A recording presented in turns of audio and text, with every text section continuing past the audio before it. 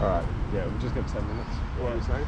I just got to make sure I'm leading with the left coming around your front foot. Oh, yeah. And this side leading with the right.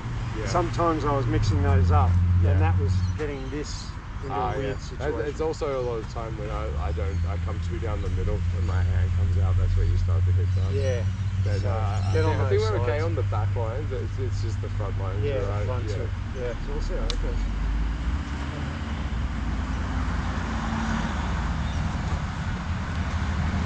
Still starting defensively. Yeah, I'm going to play tip pressure. You can come into range if you want. Yeah. But it's still very close even in range. Yeah. It's happening.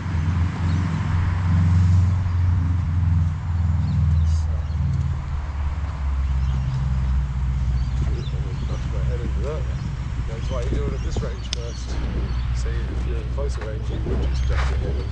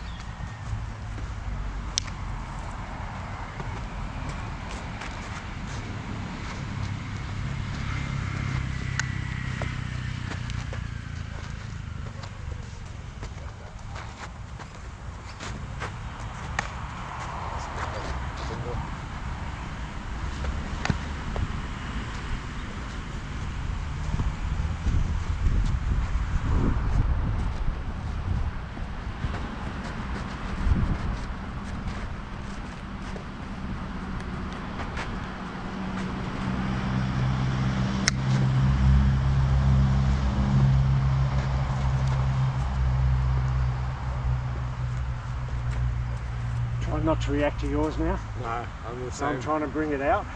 I was thinking the same. I've gone through the toes and we both started going for the singles off like the widers and the shorters.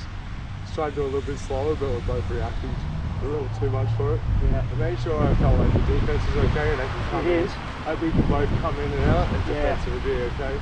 Once again that goes, no, this is where the baiting comes in. This is why we started to go into that circular baiting in close place. I noticed I was getting here a lot and hard. Yeah. And that immediately go all backwards. Yeah. You nicked my finger on one of them, and like I'd say half a dozen of them landed below this black tape on it. It was like real close to my hand. I was like, whoa. But I didn't want to keep doing that because that was preventing you from coming in. That's exactly. When it gets that close to the hand, they'll stop throwing as much to protect their hand. Yeah. So yeah, but that's it. Now, at least you recognise it really quickly. Because I was just thinking the same thing for myself back. I was going, I'm doing too many of these kind of XY ones and it's making you not be able to get past the line. But I'd rather do it and actually leave this out here a bit longer. So yeah, exactly. But that's the difference between me doing like an X back to close or like short back to close, that single beat opening, as opposed to me doing like 1, 2, 3, 4. Like that's really like a 2 or 3 beat opening there instead. That's going to draw them more. But if you do that at the beginning while the person's loaded, they're just going to go crack and nail you. So I think we did the right feel out for that. Realised that the single beats were drawing their attacks, but we're doing that umpagata dance where we've got that bubble between us. We want to shorten that bubble. So I'm still going to do the toes where I shorten the arms and add steps and still go wide with stuff. But now I'm also going to start increasing some of the gaps in the baiting. But then occasionally just go back to close and just step in and see what happens. And then, I feel like it's not like now I just do circular and I forget all the other stuff. I just mix the circular into what I was already doing. I needed to come in close straight because I've been going to the side every time. So I need to push you back, go to the side, and then slow. And just see what happens. Sounds good. I'll snooze this for another 5 and then we'll see how we go.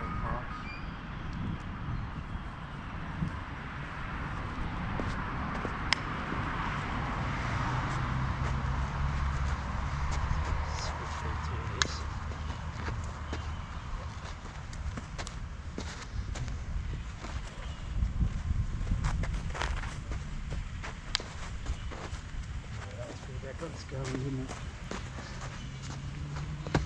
So immediately, now it's pointing away. Yeah. It feels safe to come forward even for a bit. Even if it comes back forward again, we can see it realigning and we can move with it a bit. Yeah, we can move around it. But we were taking more steps. The extra beat or two open really actually makes the other person go, I have a chance again. Yeah. And it really invites them. That's it. We're trying to psychologically trick them to come forward to help us. But we have to invite them properly. Yeah.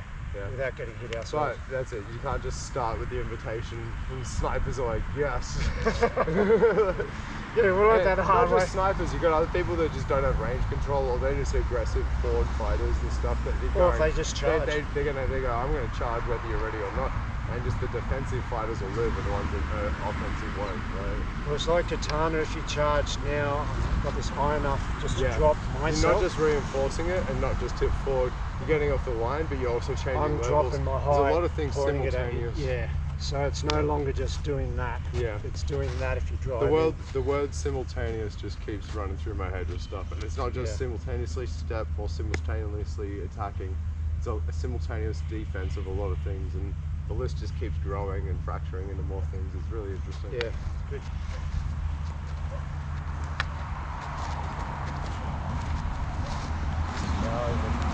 Once again, we're getting into closer stage. Because that opportunity is there.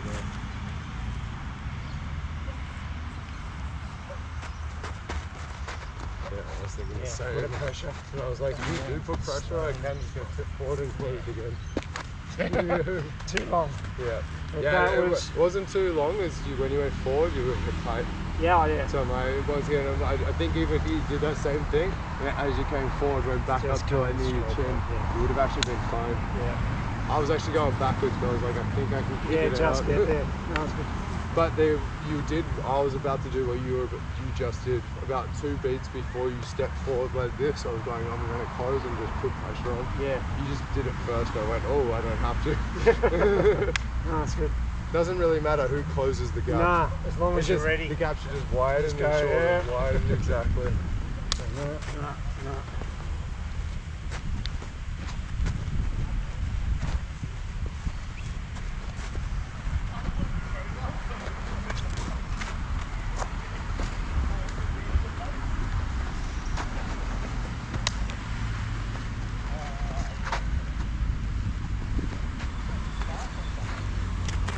I was doing the same.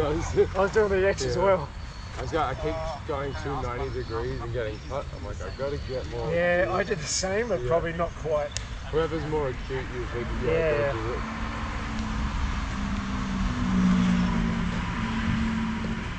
Oh, nice. You got my ring finger.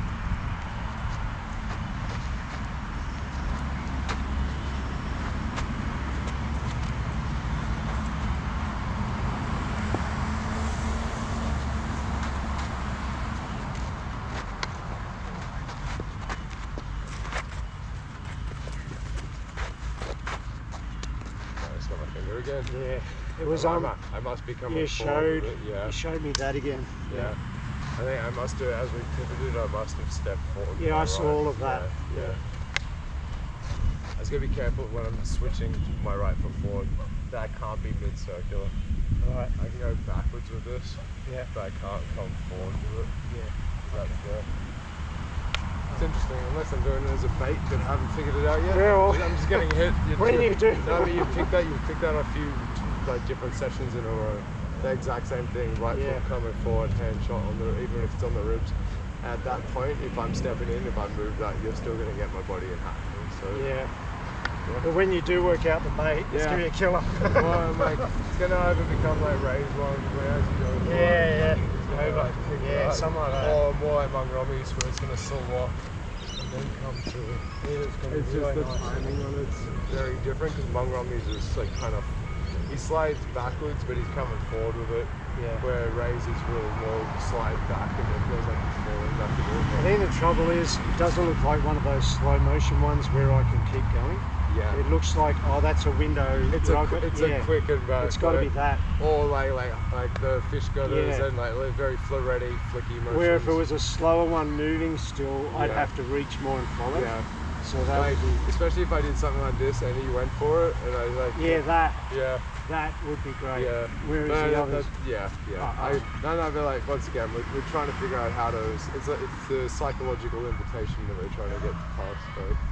Yeah. But no, thank you, mate. I do appreciate it. We've got to suss out the group class. It did feel okay that we're winging out. Yeah, I think we're doing the right footwork with it. This seems to be alright. I feel like you're pulling me down the center line more with your footwork with the katana. I'm not sure how. I think you were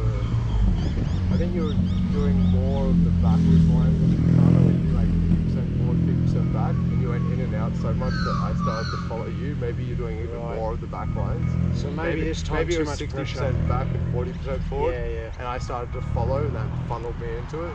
This one, I think it was a bit more the opposite. I think you had 60% forward, 40% back, and I felt like for some of that I was able to funnel you into the middle for some of it. So I was doing that and getting off the line. But then I think when you went back there, that's why that worked again.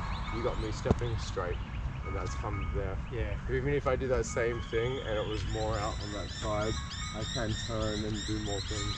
Yeah. Just to suck my right hand back. No, I was definitely focused more on pressure, so I've got to get that release 50-50. But you're doing it in a safer way. Yeah. And like once again, you're putting your hand on it, tip forward, bringing it up high. Like you're recognizing what you need to adjust for when you change the style and the range. Yeah. It's really good. But thank you, mate. Do appreciate it.